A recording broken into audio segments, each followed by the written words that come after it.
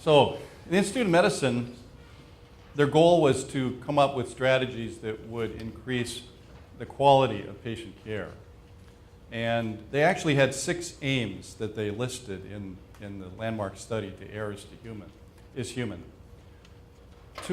First of all, safety, to improve safety conditions, to provide effective care.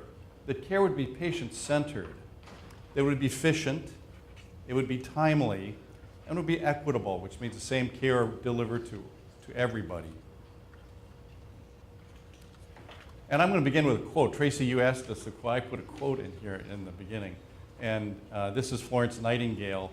That the hospital should do the sick no harm. Okay? And that has always inspired my work as a healthcare architect. Oliver Zimmerman, the president CEO of Condair, last night said it in a different way.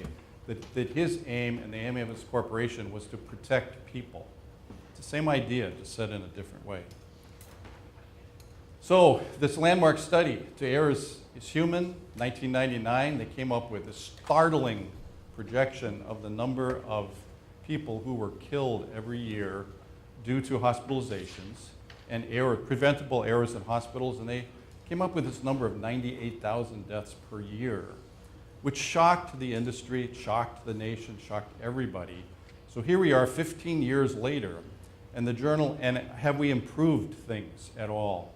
Well, sadly, no, on this study from the Journal of Patient Safety in 2014. They're now projecting 440,000 annual deaths.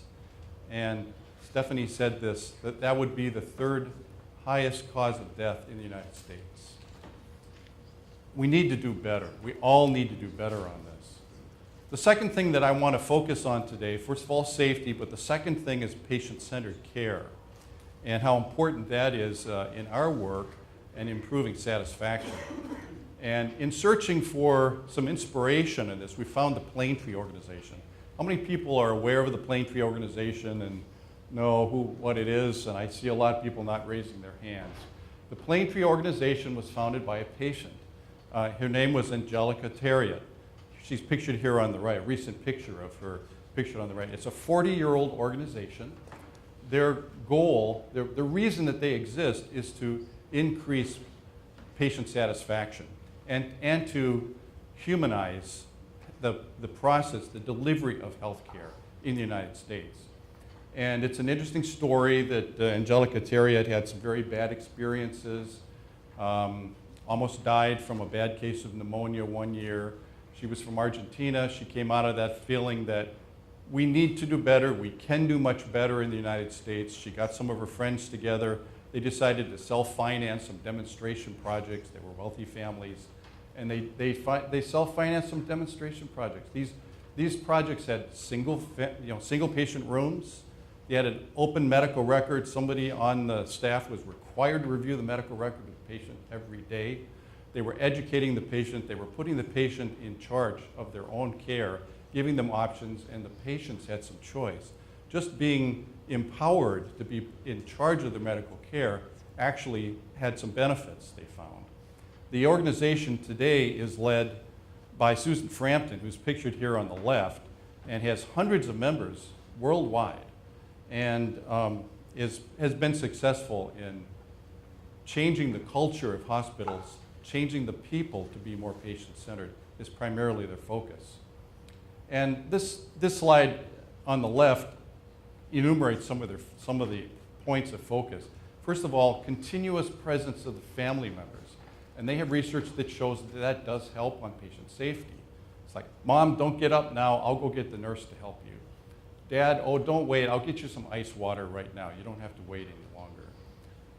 Nurse, I'm sorry. The doctor said he was changing that medication this morning. Having a loved one with you at all times who's on top of it and cognizant and aware can help prevent some errors and can improve the safety.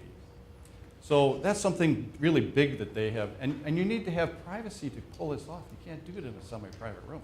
You have to have a private room to be able to do that. The main focus of Plaintree is to give patients more education, more information so they can make informed decisions. They're also known, by the way, for therapeutic distraction. So they focus on therapeutic massage. That's good because this lowers the stress. And when patients are under less stress, the natural healing mechanisms of the body have been shown to be more effective. We can all imagine that that would be true. So therapeutic music, fish tanks, therapeutic artwork, cookies, and dogs. This is an organization that gives an annual national award to a therapeutic dog. I thought you'd enjoy that, Stephanie.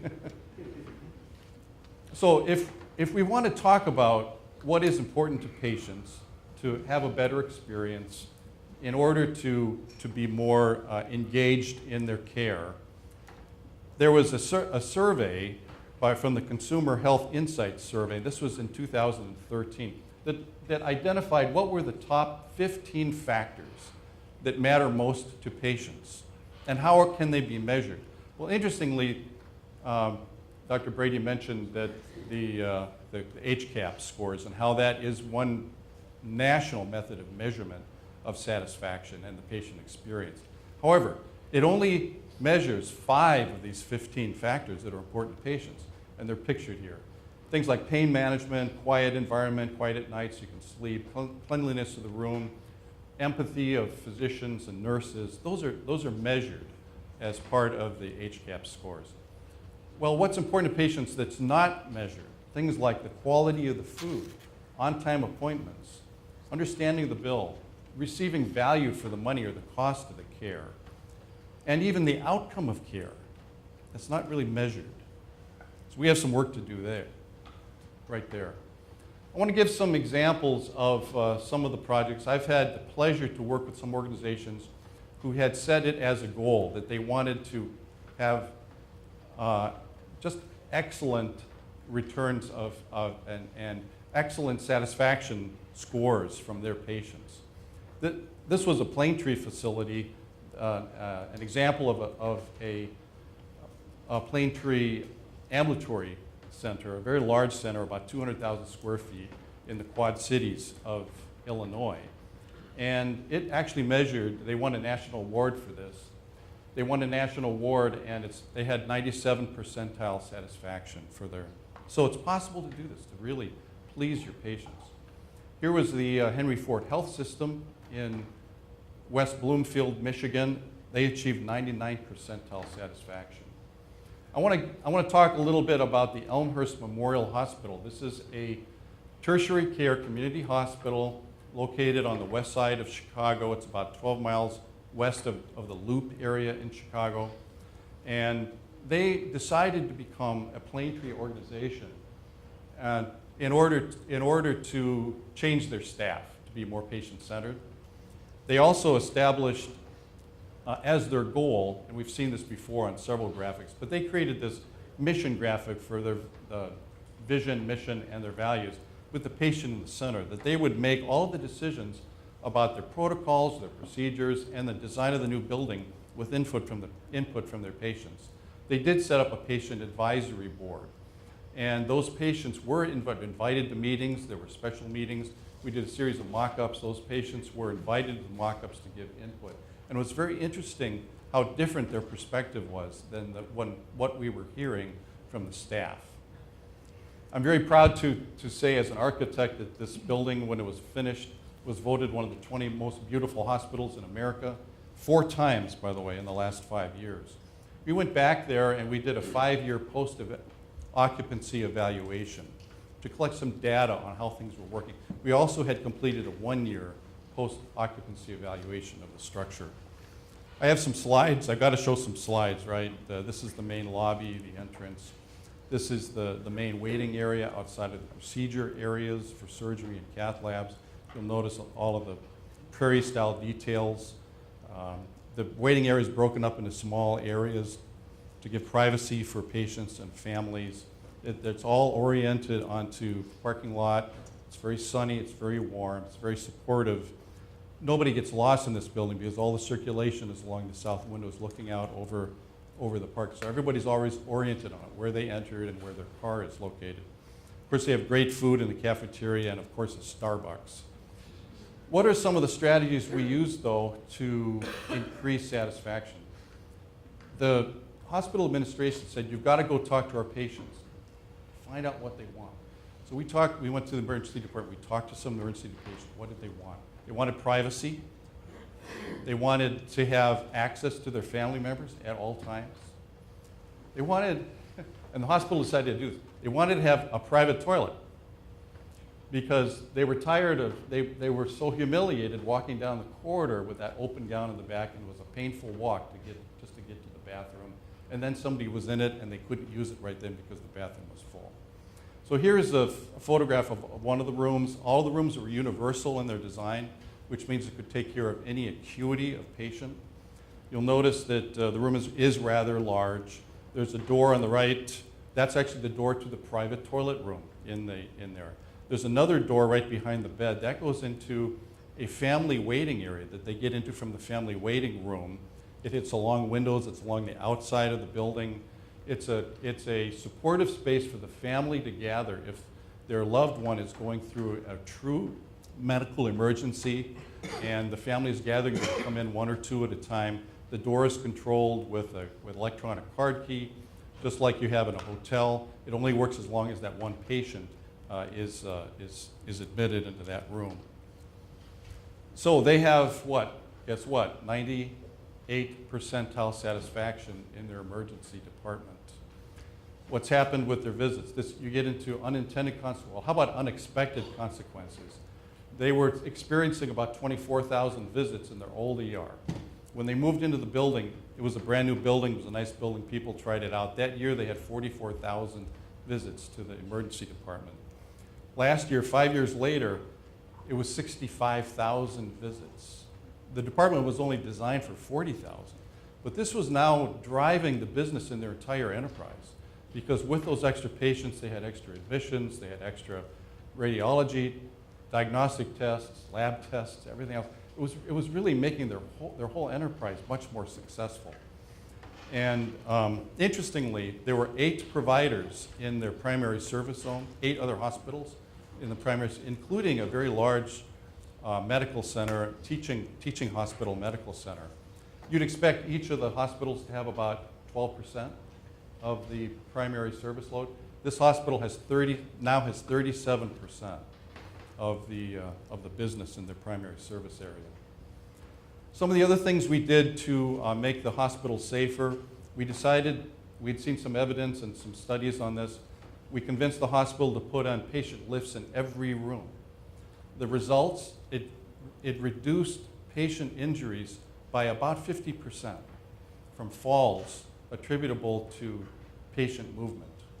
We also put a fixed computer terminal in every room, so the nurses and other care providers wouldn't have to carry around a laptop or a mobile cart. They wouldn't have to do that. It would always be available.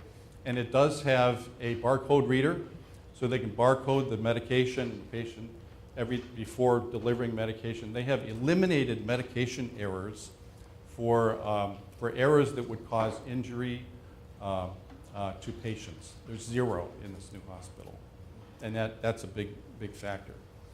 We did a lot of work in the bathroom design. Not a very sexy subject to talk about, but we noticed all of the falls and also staff injuries that occurred in bathrooms. And we had visited another rehab facility, and we decided here that there would be no thresholds, there'd be no bumps no tripping hazards going into the room, roll-in showers, lots of grab bars. But we changed the grab bar for the toilets because patients aren't really able to do self-transfers. The standard care for design in bathrooms and hospitals is to have barrier-free design, which means the toilet's close to the wall and it's an L-shaped grab bar. In this case, we put fold-up grab bars. You see them in the up position here, and you notice the toilet is positioned about 2 feet from the wall. That's so they could get an assistant, 2 people, 1 on each side. They called it a 2-sided assist. And the result of that was again, for bathroom injuries to patients was reduced by about 50% in this hospital. compared to data from their old hospital, and injuries to their staff measured as workman's comp claims for back injuries and other physical injuries of the staff was reduced by 57% in the first year. So we knew we were onto something with this new bathroom design. The bars, by the way, fold down so the patient has something to grab to on both sides, or when folded up, the staff can assist. What else did we do? Well, first of all, we eliminated anything that we thought was a barrier to the staff providing excellent care. We designed storage for supplies to be where they were needed. And interestingly, we came up with this concept we call the 95 rule. 90% of the supplies needed by a nurse within 5 seconds of every patient. Now, interestingly here, when we really quantified what that was, it was only about 25 to 30 items that nurses were running back to the supply room all the time. It was only 25 to 30 items that had to be outside of every pair of rooms. The hospital measured the amount of time that the nurses spent in direct patient care. The old hospital, before they moved, it was about 27% of their day was actually spent in patient rooms. In the new building in the first year, that had risen to 57%. So nurses spent 30% more of their day, their 8-hour day, in rooms doing direct patient care. We carefully placed the hand wash sinks. We designed so the family could always be present. There were sleeping couches in every room, so it was comfortable for a family member to actually spend the night and be present at all times. 5 minutes, good. They allowed for improved communications. They had a central operator who would answer all calls on the nurse call system. The average length period that the patient waits was less than 6 seconds when they push the button for a nurse call, for somebody to answer, find out exactly what it was, and then they would contact the correct person. If it was ice, it would be one person. If it was medication or pain relief, it'd be another person. The nurse would be contacted. But within 5 seconds, somebody knew what was needed and help was on the way. They established a continuous improvement process to reduce hospital-acquired infections, and it was very, very effective. I won't go into all of the numbers that are quoted here. They had zero, except maybe one, they had zero ventilator-associated infections. After 4 years, they had zero ventilator infections. And this is a tertiary care hospital. I mean, they do open heart surgeries. They do a lot of surgery care here. They've got sick and aged patients.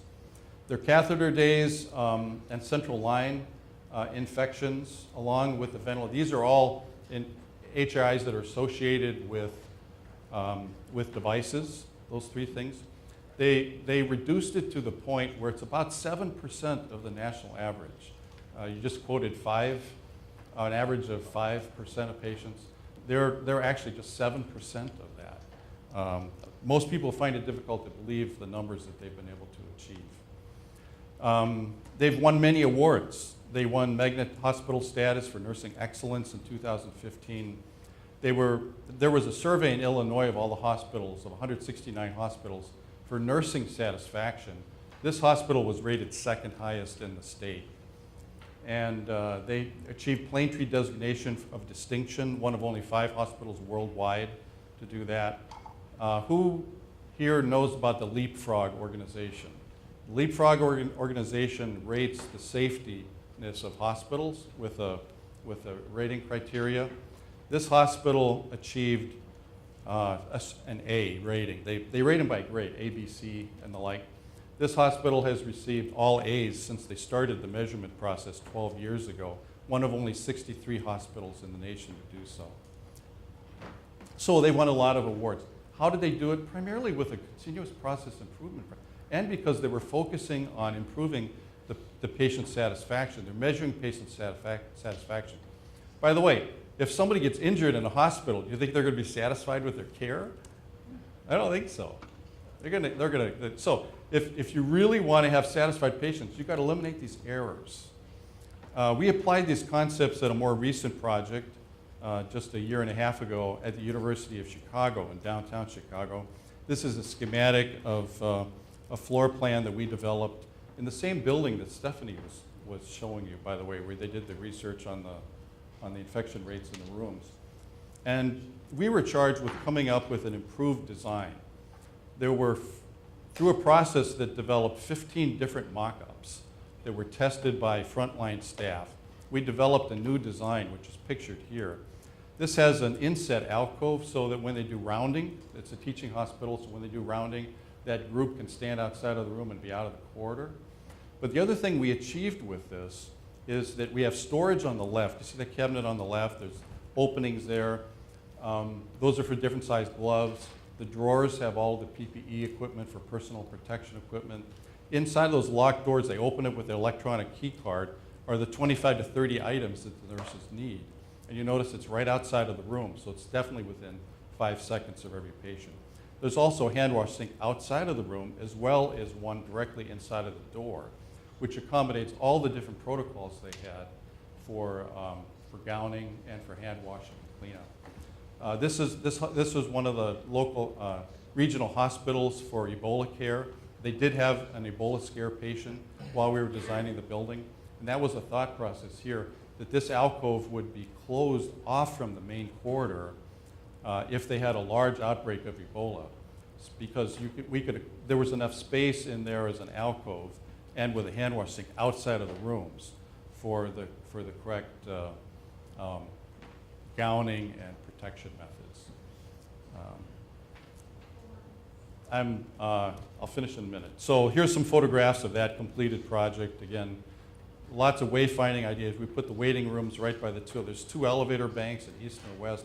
We created different colors, green on one side, red on the other, and put waiting rooms so there'd be a landmarks for people to notice. People get confused and it adds to the stress level in hospitals. So anything that can be done to create some landmarks and make it easier for people to remember their way through the hospital will help to lower the stress. We worked hard to improve the visibility on these units. This is one of the nurse stations and one of the ICUs. You'll notice on the left is a photograph of an ICU in the old building upstairs, on the older units, a year and a half old when we started. And you'll notice the visibility. From the corridor, you can't see the patients. And the new unit on the picture on the right, from the nurse station, you could see all 8 ICU rooms. So visibility of patients leads to better interventions in an emergency.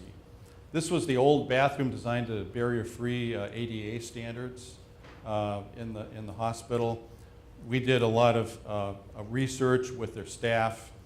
This is a picture of a mock-up. We were testing different dimensions for these folding grab bars and testing different maneuvers. We wanted a cart to actually be able to slide over the toilet, so the patient wouldn't have to stand up and pivot if they were that limited. And here's a picture of the completed room with drop-around grab bars. We're trying now to get them to release some of their safety information. We're right in the process of doing a 1-year post-occupancy evaluation of this University of Chicago project. I don't have any of the data to report yet, but it's coming, and I'm done. So we also use the patient lifts in these rooms and good visibility of the patients. So let me close by a final quote. Winston Churchill. This is something we all need to follow. Winston Churchill said, never give up, never give up, never give up. We all have to do better to create better, safer environments for our patients. And I thank you.